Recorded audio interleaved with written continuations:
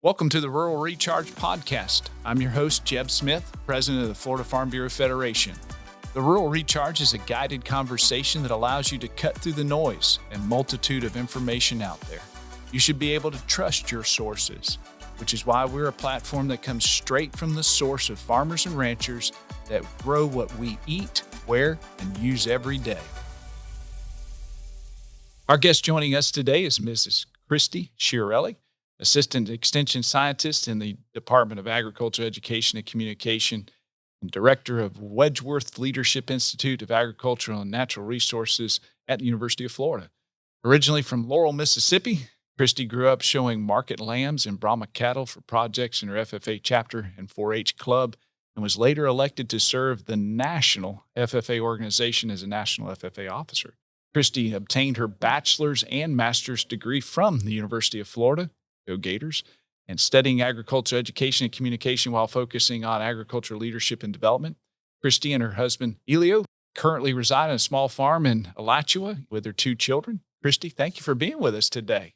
Thanks so much for having me. It's just a joy to be here and talk with you all and just appreciate your ongoing support of the Wedgworth program. It's a great partnership I think we have, and just appreciate you guys so much. Absolutely. All right, Christy, gave a little bit of your history. Tell us a little bit about yourself. Sure. So as you mentioned, I grew up in Laurel, Mississippi, so just a small town in southern Mississippi. And I spent a lot of time growing up with my grandparents. Both sets of grandparents were just extremely instrumental in my life. And one of my granddads was a farmer and was on the State Farm Bureau board in Mississippi and loved, retired college professor. And I loved to spend the night with him and my grandmother. And so we would wake up early and he would always take me along to check cows and feed catfish and go to stockyards. And I was the oldest grandchild. And so I think, he just treated me as if I was a boy, and we hung out together and I just did all the things with him and I just adored him. And so I think he instilled my love for agriculture and just thinking about the land and how we provide for other people with the land. And then my dad, when I was about 8 years old, took me to the county fair because there was a sheep show happening, so showing lambs. And I just fell in love with the lambs, and my dad, being just my dad and how generous he was like, sure, we'll get lambs. So why not? And so that was my first kind of foray into livestock and opened the door to FFA and 4-H and kind of real agricultural education beyond just kind of tagging along. I got to really get into the classroom and learn, and from my 4-H leader and FFA advisor. And one of the, big turning points for me was in 8th grade. My parents let me go to Kansas City, Missouri, to the National FFA convention.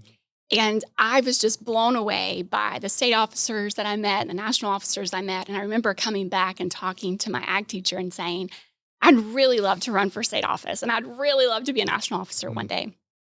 And, without hesitation, I remember this day so clearly. He looked across his desk from me and he said, I absolutely believe you can do it. And so I think just my whole life, I've just been surrounded by the best people in agriculture that have just encouraged me and motivated me. And so that led me on to my FFA journey, which culminated at the University of Florida. And I've just never left. I didn't really think I'd stay, but Florida has turned out to be such a great home for us. And, that's, we've been here now since 2006. So right at 19, almost 20 years. And it's just been a great, great journey. So tell us a little bit about that journey. You end up in a National FFA officer. And then how does that culminate from a National FFA officer, FFA, to ending up at the University of Florida? That's a great question. So I ran for National FFA office and was so fortunate to be selected. And had the opportunity to travel a little over 100,000 miles in about 300 days that year, and visiting about 40 different states and talking to, thousands of FFA members. And I just met some of the most fascinating people who just their faith and the discipline with which they led their lives with just was so encouraging to me. And I kind of gave me a template for what I wanted my life to look like. And in one of those, in a couple of those trips, brought me to Florida, working with FFA members here and just getting to know the University of Florida faculty members and just seeing so many national officers and state officers coming to Florida at that time. And, I liked it, but I didn't really think it was for me. And National FFA office, I had planned to go to Mississippi State, and I did. I enrolled in Mississippi State, but there were just some things that had happened, some personal losses. My granddad passed away during my national officer year, like during FFA convention. And so that really set me back in terms of, you think you know what you're going to do. And then life happens and you realize, oh, I don't really have the plan I thought I had. So while I went to Mississippi State for a little bit, I quickly withdrew because I just wasn't in a great headspace, and I missed my family desperately.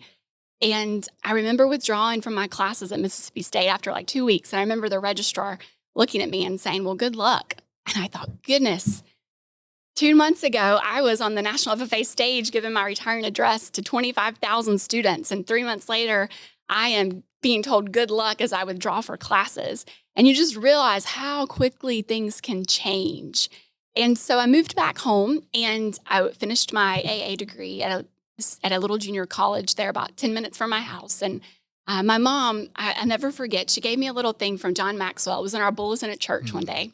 And it said that successful people make big decisions early and they manage them daily. And I really struggled with leaving Mississippi State. And my mom said, you made the decision, now manage it daily.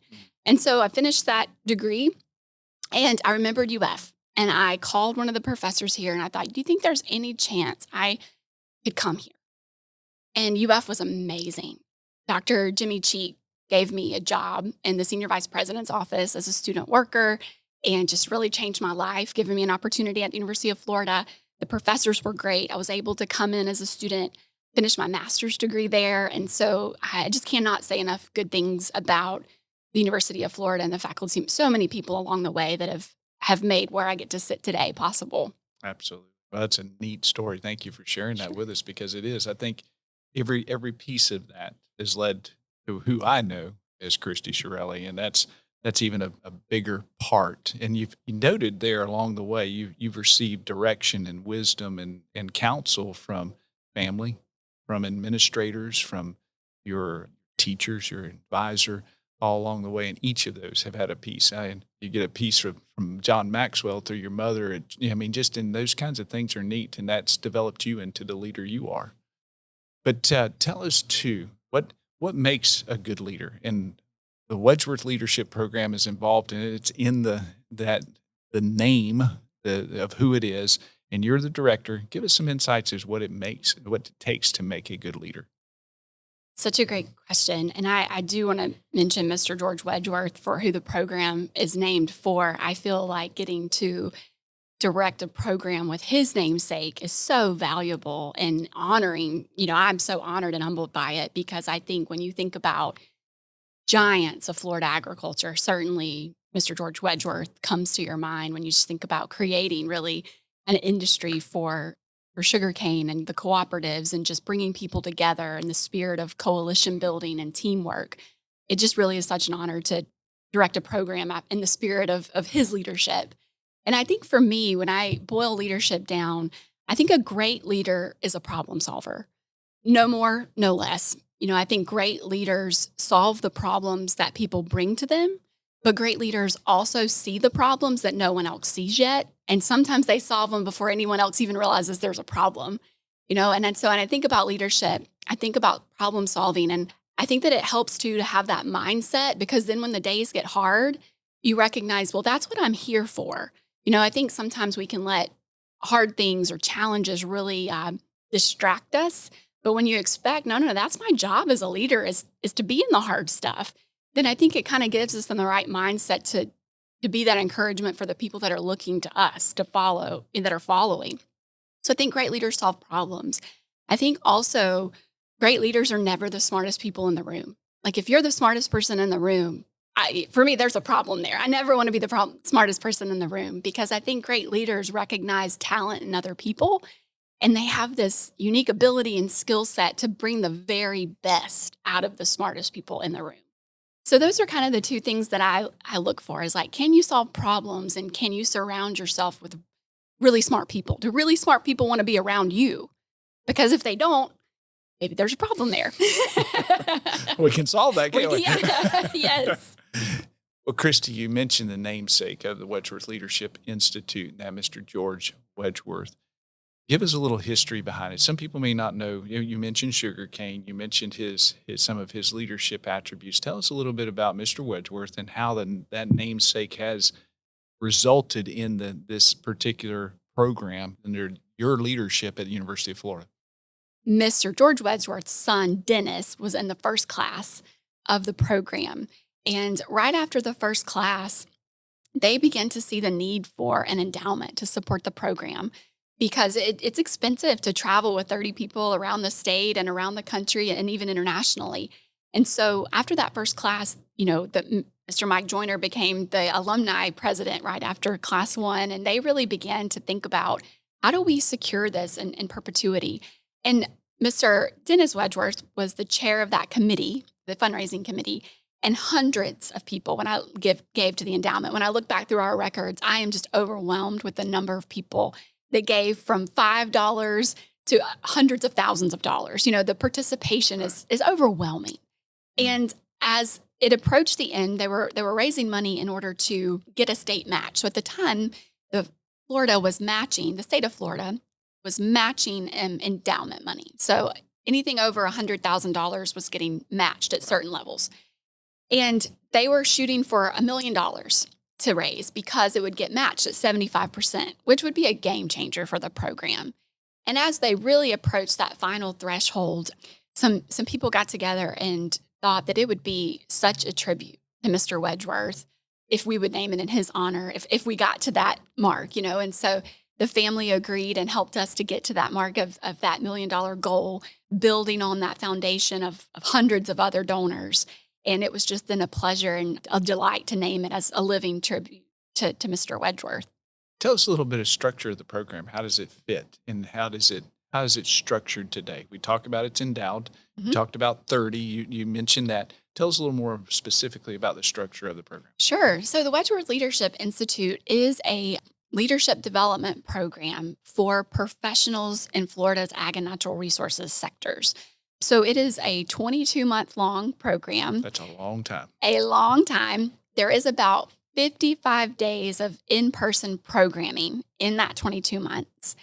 We accept 30 people every class because it is 22 months. It goes for 22 months, and then we take a year break. And that is solely to let our endowment funds rebuild. Right, so sure. we want those earnings to build back up because it's a little expensive to do. And during their time, that's those 22 months, they go through 11 educational seminars. So 9 in-state seminars in different parts of Florida, everywhere from Bluntstown to Homestead. The class is traveling. We take a 10-day national seminar where we travel to Washington, D.C., and then another region of the country to explore issues in other parts of the United States. And then the capstone experience is a 16 to 17-day international seminar where we travel with them around the world. And the idea is we call it an up-the-funnel approach, if you will. So if you can picture a funnel with me, and the tip of that funnel, we talk about who you are as a person in those early seminars and as a leader, and uncover who you are and what your strengths are. And then we slowly move up the funnel to understand local issues and state issues and national issues, and then finally international issues at the top of the funnel. And what we hope and what we expect folks to see is that problems really aren't so different anywhere you go in the world. A lot of times we're all dealing with the same things, but maybe it's colored a bit different.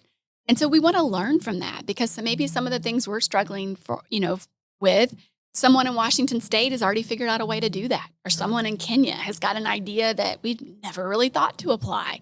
So that's the whole structure, is just really learning who you are and where, what makes you special, but then also how do you contribute to a larger picture? What does that look like to serve beyond yourself? So what is the ultimate goal of the Institute? Yeah, the ultimate goal of the Institute is to prepare leaders that are going to ensure a sustainable and profitable Florida agriculture industry for generations to come.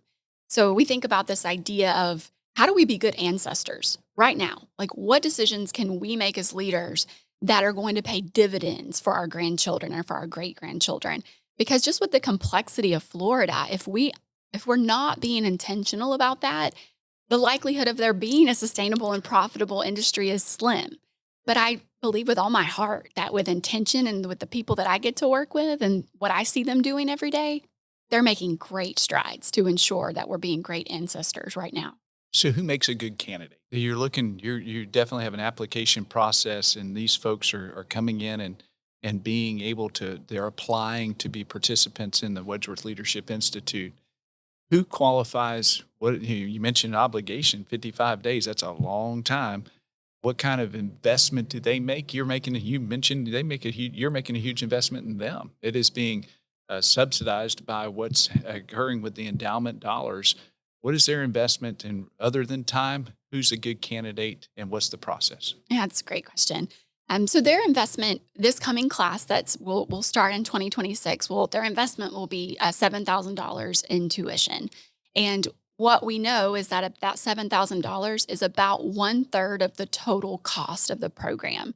So the class 13 that we're headed into, we're projecting to cost about $21,000 per participant, Wow. just with the travel cost really is Sure. what we've seen inflated. And when I think about what makes a good candidate, there are a couple of things. One, the requirements are that you have to be at least 25 years of age or older by the application deadline, will be May of 2026. And that's because we find that the most successful Wedgworth participants, they have leadership experience. They are people that are coming into this with some kind of experience and really some hard knocks, right? They've been in the trenches of leadership, and they will be able to more quickly apply what they're learning if they're in a leadership role right now. We also expect, and the requirement is that to be a participant, you have to make a substantial portion of your personal income from Florida agriculture and natural resources. And that's because we want you to have financial skin in the game of our industry. We want that, our success as a whole should matter to you personally, and we want you to be invested into the industry's success. So those are really the main requirements. And then you have to have been a resident of Florida for at least a year. And beyond that, I think that people that make the best candidates and participants are people that are really curious about the world. If you've got your mind made up about the world, don't waste your time and your money on Wedgworth because maybe we can come learn from you, right? If you've got your mind made up about the Smartest world. person in the room. If you're the smartest person in the room, we're not for you probably. But people that have a genuine, deep curiosity, I think, about the world will love Wedgworth. I think people that enjoy discussion and debate and don't mind being wrong, they will love Wedgworth because I feel like I'm a student of the program as much as I am a director of the program. And some of my most exceptional experiences with this program have been during our group reflections when I hear the class reflect on what they're learning and how they're piecing it together. And these can be really heated debates. And they can be really divisive in their, as they're discussing the issues. And then afterwards, everybody still goes and hangs out by the pool together or still wants to sit together on the bus or still goes and has a drink together because we learned, I think, to hold ideas separate than our identities. I hope if I have an idea that's terrible that people will criticize the heck out of it. But I know they're never going to attack my identity and who I am in that. So I think that you learn in Wedgworth, like, my ideas and my identity are really different. And I hope that we'll have rigorous debate about our ideas, but still love each other deeply as humans and friends. So you mentioned some dates. When does the application period begin? When does the class start? So for class 13, we will open the nomination process on Monday, February the 2nd, 2026. And that process will be open until May 15th, 2026. And so then what that looks like is once we really welcome nominations. And so if you go to our website, wedgworthleadership.com, there's a little banner on there that you can click to say, I'd like more information about when the next class opens. And so you can get your name put on a list to just be notified of when nominations open. We love nominations. So be thinking, now about people that might fit that criteria and benefit from the program. And once you are nominated, and self-nominations are welcome, we just ask that you submit 2 references for that self-nomination, and you'll receive then an application to complete. The applications will be scored late May, early June, and then the top 50 from those applicants are invited to participate in a selection seminar that'll be held in August 2026. So we have 3 selection seminars around the state: Bartow, Belglade, and Gainesville. So you're invited to attend, and you receive at those selection seminars more orientation about the program. You get to sit through kind of a mini seminar, and then you're evaluated by a selection committee. So thankfully, it is not just me that makes these decisions, because I don't think I could do it. But we have a great selection committee that helps advise those decisions. We will announce the class in October of 2026, and they will begin their journey in November 2026, and that will run through July 2028. So it's wild to be thinking about 2028, but we're already planning for it. So it is selection. It's highly competitive. It is. So you select 30. How many applicants did you have in the last class, and just how competitive is it? It's always interesting to see. I get excited thinking about the potential applicants. So for class 12, this most recent class, we had 160 nominations. And from those nominations, we had 62 that resulted in applications, and then 58 that actually came to the selection process. So we had, about 58 people for 30 spots.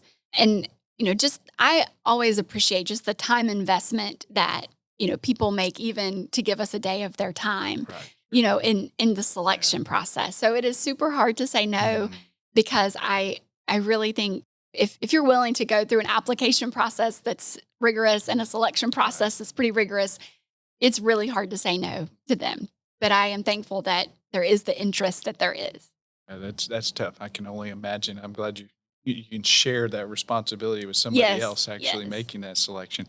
So there is a minimum age, that's 25. Is there a maximum age? And who is the oldest participant you've ever had in a class?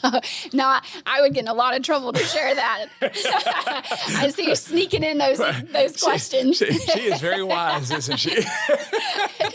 So that's a secret I'll take to my grave. But no, that the minimum is 25. But the advisory board for the program several years ago now recommended that we remove the top age from the class. So there was. It used to be 45. All right. And that has, not been the case now for several classes. As my time in director, it was already done before I came in as director.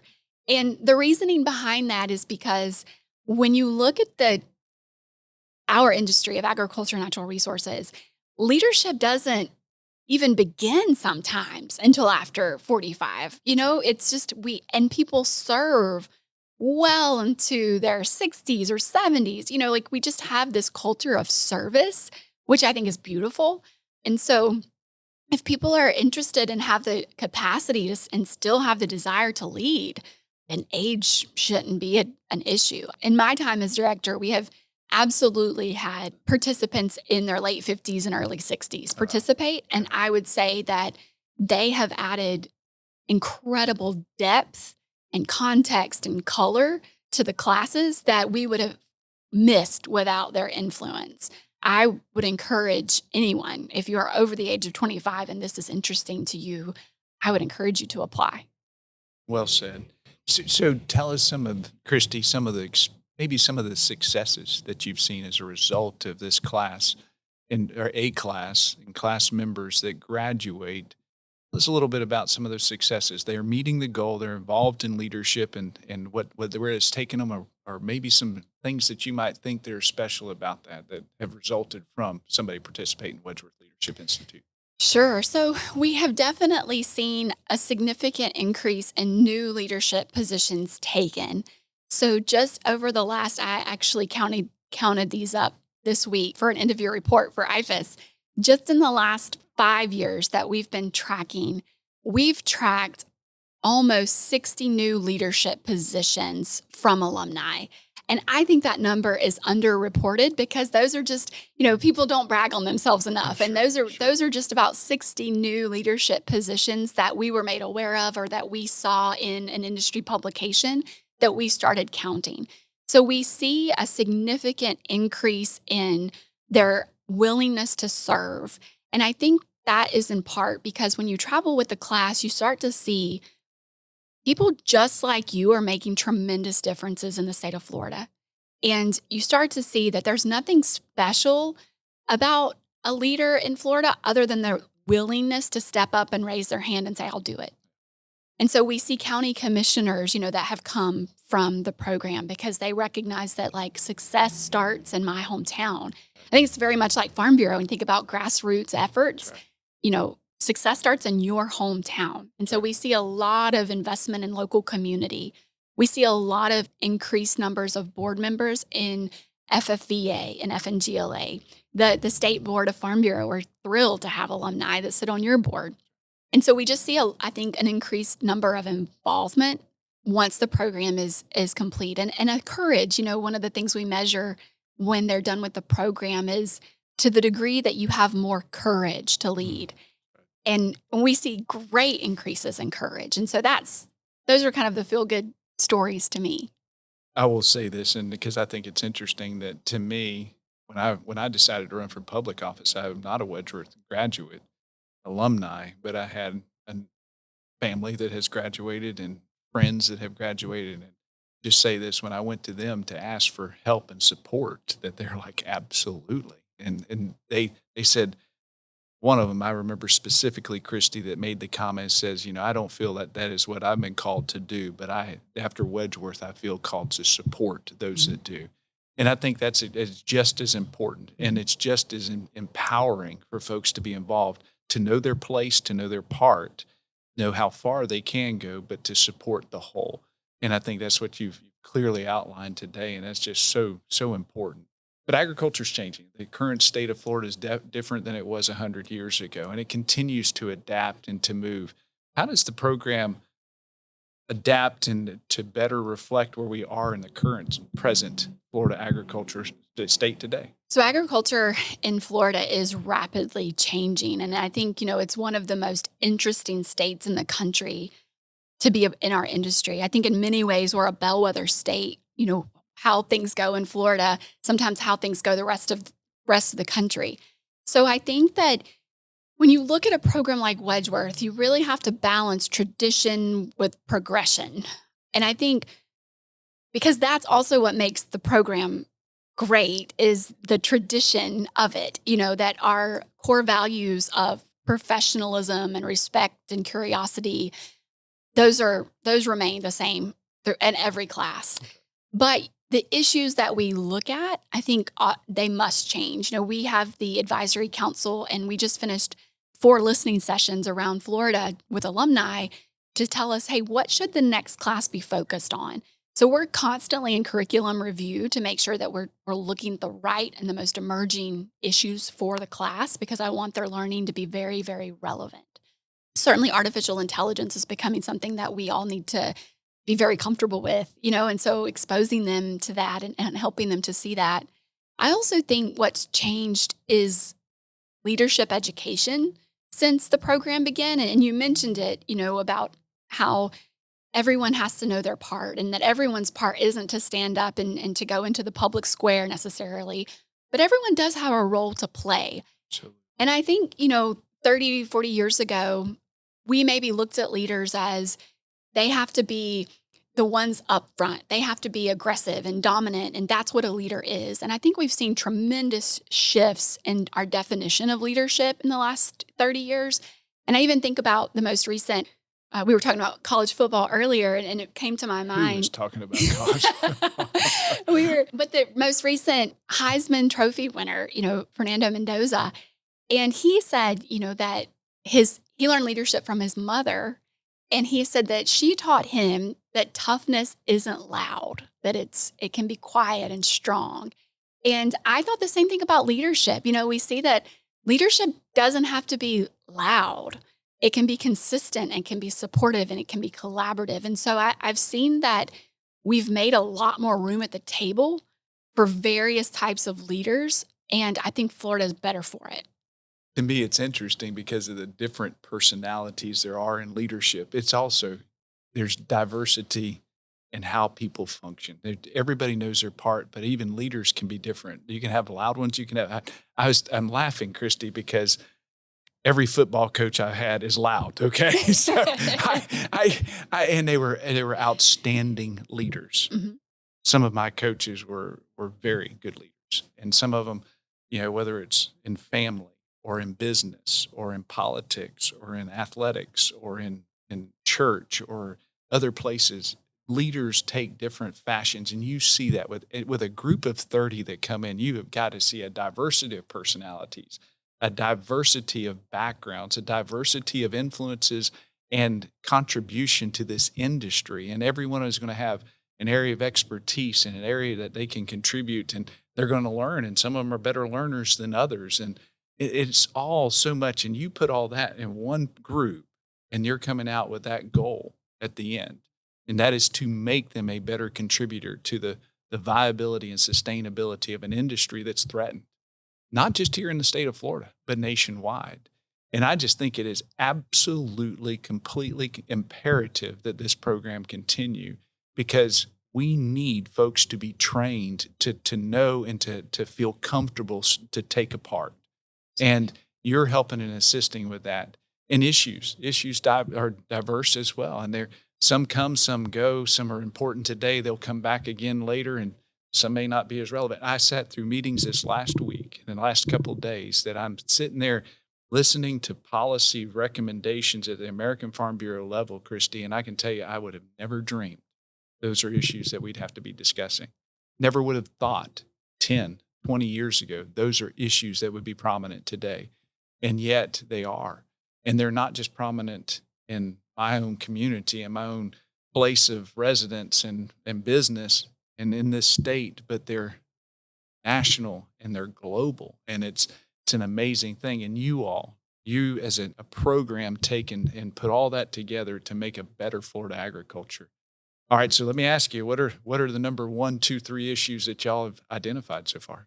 My goodness. So AI, you mentioned. yeah, one, we that's talk it. about, AI. I think one of the things And that's not artificial insemination. It's not avian influenza. That is artificial intelligence. You got it. Yeah, you got it. Artificial intelligence. And so certainly that is an emerging one. When I look at kind of the traditional ones that we've looked at for many classes that continue to be relevant, I think about water quality and quantity Sure. in Florida, and just, what does that look like for us to have accessible water, to grow the things we do. I look at workforce development, and I look at like accessibility to labor are always issues that we talk about.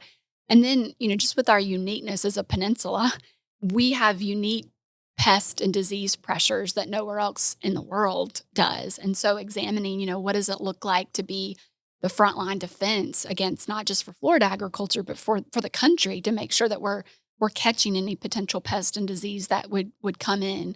Those are always kind of the issues that we're looking at. And to your point, though, always being very clear that issues are going to come up that you couldn't have expected. And I think when you talk about the differences in leaders, and there can be quiet ones and loud ones and all the different things, I think one of the things that consistently is helpful is that if we can develop this sense of hardiness and anti-fragility in leaders, and that's from some research, dating back to I think the 70s and 80s, this idea of hardiness, where we have to start expecting that chaos is going to happen and that it's not going to be a surprise that a hurricane is going to hit Florida.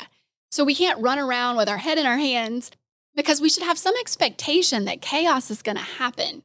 And then we have to, as leaders, be not surprised by that, but sort of like energized by the chaos. Like, I wouldn't choose this, but I'm competent to lead through it. And so teaching, folks how to have this anti-fragile mindset so that when the world is falling apart, you're not, and we know how to build those leaders. We know that it's commitment, control, and challenge. So we know that when times get tough, we want our leaders to be more committed than ever to the cause, to not run around, not run away when the challenge happens. We're committed to it. Control, we want them to think that no matter how bad things get, I have agency in this. I can do something to make my little part of the world better. I have control to some degree in this. And then finally, that challenge is that when challenge happens, we want our leaders to be excited by that. That's right. To say that, I wouldn't have chosen this, but I am confident I can get better because of this challenge. And you think about it kind of like a diamond, how a diamond is made or how muscles are made, right? They get better under pressure. So we don't want to just leave leaders in this idea of resilience. I don't want you to just grit your teeth and put your head down and bear it. I want you to see every challenge that Florida faces, every new thing you didn't see coming as an opportunity. Like, I'm going to get better as a leader in this. And I think my community and my industry, we're going to have to pivot. But on the other side of it is something better than we could have ever imagined before that happened. Well, there's no doubt. You mentioned when we first started that, leaders are problem solvers. In order to solve a problem, you have to properly identify it. And then there are going to be plenty of them. There are going to be problems. I'm sure that even in classes that you may have problems that come around. And I'm sure that folks have maybe even problems getting to a class or engaging in the class or deciding whether or not to. And yet how to make those rational, objective, and encouraging, inspiring interactions and solutions and solving and resolve is just so neat. But you need to resolve that you're going to solve the problem and be engaged in that. And I appreciate the 3 C's there because it is so important to be able to train people to address it and not be afraid to address it because all of us are going to face those issues. I don't know about you, but I'm a list kind of person. I like a list. And when I start out in farming, I put out my list and I seldom do I get through that list because there's going to be some kind of challenge that absolutely alter my things that I'm going to get accomplished that day. And that's not a problem in itself if it's not a problem we're going to address it. We're going to deal with it. And I think it's so important to help folks understand that there's a systematic way to go through that. Everybody does it. You may handle it slightly differently because you have a special part in this overall address. And I think that the way you do it, Christy, I love your personality. I love your commitment and loyalty to an industry that you obviously love, but more importantly, not just the industry, but the people in this industry. I love the people. And there are very special people that we all get to deal with. And it makes this special as well. So let me ask you this question. Folks can apply, they can be nominated, then apply and be selected or what, but there may be somebody that's maybe on the fence about whether or not they want to commit to this because it's a big commitment. There's a financial commitment, there's a time commitment, there's an engaging, there's going to be some sacrifice along the way. What if somebody's on the fence, what would you say to encourage them to go ahead and get involved and become a part of Wedgworth? I would really encourage them to find an alumni to talk to. There you go. To ask for their advice because, I recognize my seat is different than a class member's seat in my viewpoint, and so I would really want them to speak to someone who has managed the program and their family and their career all at the same time to see how they did it, because I think I have so much respect for these class members. When I see the operations they're running, the businesses they're leading, and their families, that are the families just get me, right? They're just the best families. And these individuals that I get to work with usually have such dedication to those families. And I never take for granted they're leaving all of that to come to our program to be better than they were. And so I think, this gets to be my full-time job. And so it's not the same. I'm not balancing quite as much as they are. And so I'd encourage them, on our website, we have a list of alumni. Right. And so I bet if you scroll that list, if you're thinking about applying, you're probably going to know someone on there and to give them a call and ask them what they think. Because I think, as you mentioned, the time commitment and what it is, I never want to have to convince someone to do it. Because if you're not all in, you're not all in. And that'll be a really hard 2 years for you. But I think from my viewpoint, what I can say you'll get is that you will get deep insights about who you are as a leader. You will understand a lot more about how and why you do the things you do. You're going to learn what makes you uncomfortable because you will be uncomfortable a lot in this class. Everything from speakers to travel to having to eat food maybe you're not comfortable with. There's a lot of discomfort in this program. But you'll learn how to overcome that. That's good for us. It's good for us to be uncomfortable. And so I know that you'll learn those things, and I know that you'll have an industry perspective that you never had before. Just because no one has the time on their own to go and learn all the things we're going to learn and see all the people that we'll meet and hear from. So I can guarantee what you'll get out of the program is that who you are and expanded understanding of the program. And just knowing too, I think that I can assure you that significant growth takes significant effort, and we're going to ask significant effort of folks. So that's the kind of folks we're looking for. And it's just like, I would never want someone to be in the program that isn't fully committed Absolutely. because I think too much of these participants to ever want them to be in situations that they're not all in on. So you mentioned the Alumni Association and the Wedgworth Leadership Program, and you mentioned the value that that can have to potential candidates. And how many are there out there now? You mentioned there's been 12 classes. There always been 30? No, there have not always been 30, and that's been for a variety of reasons. There was a class that it was a bad hurricane season. And so that was a smaller class because people that had committed to it then dealt with I think it was this was pre my time in Florida. Yep. Had dealt with significant hurricane damage and realized like we just, couldn't do it this year. So not always 30 in every class, but we have about 330 graduates, I would say, 330 graduates. But we also consider spouses alumni. So then that number bumps up to about closer to 500 or so, a little over 500 total alumni. And we really value so much the spouses and the significant others that have gone through this because leadership does not happen on an island. And there is no way these class members are able to do what we do without the complete buy-in of their spouses. And so we just honor them, and we are so thankful that all of us really do have support systems at home that allow us to do the things that we do. And so that Alumni Association, we do have one of the strongest in the country. We are often looked at from other programs to how do we build programs, alumni programs like Florida. Right. And I credit the alumni board. They are fantastic to work with. And they are self-functioning. They're their own 501c3, but we certainly work hand in glove with them. And so some of their offerings, they offer regional gatherings around the state. So the state is broken up into 6 Wedgworth alumni regions, and they do continuing education in their region of the state.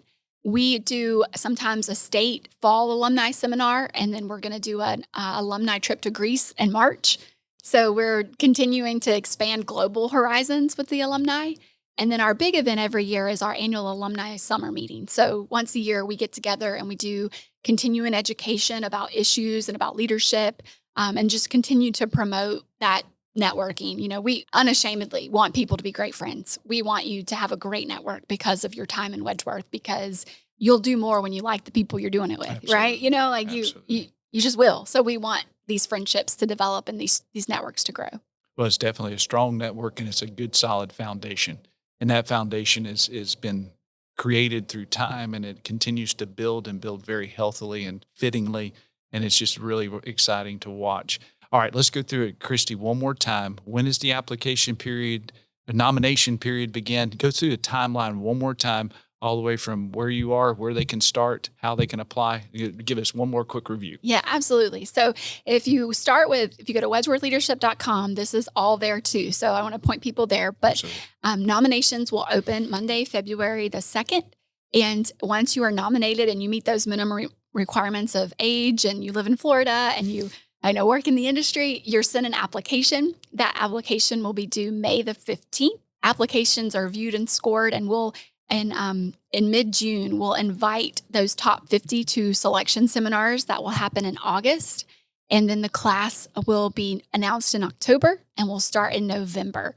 And so one of the things too is that when we open nominations in February, we will already also have all of the dates for every seminar from November 2026 to July 2028. And that way, these leaders are very busy people. And so if you see, there's already a date you can't make, then wait for the next class. We don't want to take anybody's time if they know there's a week in that you just can't make. So we try to have everything laid out in advance so you know very early what you're committing to and when. Right, sure. All right, Christy, thank you so much for your time today. Is there one last thing you'd like to leave with our listeners today? I think just don't be someone that says somebody oughta. I really, hate the phrase somebody oughta. And so if you're sitting there and you love Florida agriculture and natural resources and you care about the future of our state, don't be somebody that says, well, somebody ought to protect that. Somebody ought to go do something about that. If you're thinking that somebody ought to be you. And if you want the skills to do it, I think the Wedgworth Leadership Institute is the place to help you grow those skills. Well, thank you so much. Thank you for your time today. Thank you for definitely explaining and expanding the opportunity for folks to hear about the Wedgworth Leadership Institute. Again, if you're interested, there's a website that has all this information on it. Remember, the most important dates right now will be February 2nd for the nominations to begin. And then May 15th is the application process begins. And then all of it falls in place from August, October, and November you begin. Sounds like a very exciting time. Christy, thank you for your sacrifice and commitment to this. I know it is a full-time job, but it takes somebody that's chosen it to be very special to lead it. And I think you are that person. You're the right person for it. Thank you so much for your commitment. Thank you so much for having me. All right. Well, have a blessed day. Thank you, Christy. Thank you so much for supporting the Rural Recharge podcast. We hope that you are enjoying these conversations brought to you by farmers for your benefit. While you're here, please consider giving us a rating or a review. It really does help us to continue to share the stories of our Florida farm families and the important impact they have on your community. Thank you, and have a great day.